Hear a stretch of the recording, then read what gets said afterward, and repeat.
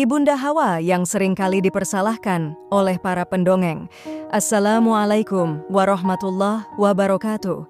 Semoga kita semua selalu diberi kesehatan lahir maupun batin, dan selalu dimudahkan segala urusan dan selalu diberi rejeki yang banyak serta halal dan berkah. Amin.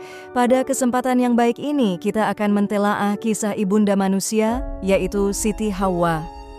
Wanita yang pertama, Hawa, yang sebagaimana dikatakan dalam tradisi, tercipta dari tulang rusuk Adam. Bahkan Goethe, penyair terbesar di Jerman, sangat mengenal versi Islam dari kisah ini. Syair yang diintisarikan dari hadis ini menasihatkan kaum pria agar memperlakukan wanita dengan ramah dan sabar. Karena Tuhan mengambil tulang rusuk yang bengkok untuk menciptakannya, bentuk yang dihasilkan tidak bisa lurus sepenuhnya. Maka, jika pria berusaha untuk menekuknya, dia akan patah, dan jika dia membiarkannya tanpa diganggu, dia akan semakin bengkok. Penyair itu kemudian bertanya pada Adam sang pria, mana yang lebih buruk? Sebagai jawaban, dia memberikan nasihat dengan sangat bijak. Perlakukan wanita dengan sabar, penuh cinta kasih dan hati-hati, sebab tak seorang pun menginginkan tulang rusuk yang patah. Tak pernah sekalipun disebutkan dalam Al-Quran bahwa Hawa bertanggung jawab atas terusirnya mereka dari surga. Pun di dalam Al-Quran juga tak pernah disebut mengenai istilah dosa asal yang oleh para pendongeng disematkan padanya sebagai sang pembawa dosa asal ke dalam dunia. Dalam cerita para nabi, terutama dalam versi-versi yang telah dibumbui dan disebarkan oleh para pendongeng-pendongeng imajinatif, Hawa memang memainkan peranan yang begitu penting. Kecantikannya digambarkan dalam warna-warna yang penuh cahaya. Dia sama besar dan sama eloknya dengan Adam, punya 700 jalinan di rambutnya, dihiasi dengan chrysolite dan wangi kesturi. Kulitnya lebih lembut daripada Adam, dan lebih indah warnanya, suaranya lebih merdu daripada suara Adam. Juga diceritakan dalam suatu riwayat bahwa Allah berfirman kepada Adam, "Belas kasihku telah kucurahkan seluruhnya untukmu dan hambaku Hawa, dan tak ada rahmat lain yang lebih besar daripada seorang istri yang bertakwa." Cerita-cerita besar menggambarkan bersatunya pria dengan wanita pertama ini dengan gambaran pernikahan yang begitu meriah dan indah. Sebagian legenda bahkan menceritakan bahwa sebelum pernikahan berlangsung, Allah memerintahkan para gilman, yaitu malaikat pekerja di surga, untuk menghias surga dan mempercantik Hawa.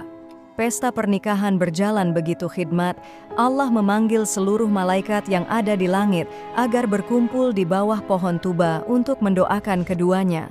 Para malaikat yang lain menaburkan koin-koin surga, intan permata dan yakut ke atas kepala pasangan pengantin ini.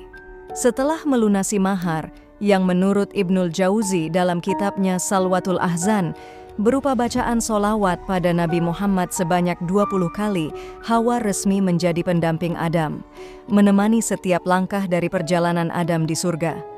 Kebahagiaan ini terhenti begitu mereka terjerat godaan dari ular kecil yang memasuki taman dengan bersembunyi di dalam paruh burung merak dan memakan buah terlarang yang biasanya digambarkan dengan khuldi, seketika pakaian mereka lepas. Bagian inilah yang kemudian dijadikan oleh para pendongeng sebagai penekanan atas kesembronoan Hawa. Gambaran-gambaran dramatis mengungkapkan bagaimana Hawa bertanya pada Allah di mana dia membuat kesalahan dan hukuman apa yang akan diterimanya, dan Allah menjawab, "Aku akan mengurangi kemampuanmu dalam bidang pemikiran dan agama, akan aku kurangi juga bagianmu dalam persaksian dan warisan." Kata-kata ini diambil dari dua perintah Al-Quran yang menyatakan bahwa dua orang saksi wanita dibutuhkan untuk menjadi pengganti seorang pria, Al-Baqarah ayat 282, dan anak perempuan menerima warisan lebih sedikit daripada anak laki-laki An-Nisa ayat 11. Dengan cara yang sama, masih menurut para pendongeng, Allah menghukumnya dengan memenjarakannya seumur hidupnya, yang kemudian dikembangkan dengan istilah pingitan yang berlaku bagi seluruh wanita setelahnya. Menurut periwayatan lain, Hawa juga dihukum dengan diberitahu bahwa tidak akan ada wanita yang ikut serta di dalam ibadah yang paling baik, yakni sholat Jumat. Ia juga akan mengalami menstruasi dan kehamilan, dan seorang wanita tidak akan pernah menjadi nabi atau orang bijak setelah ini.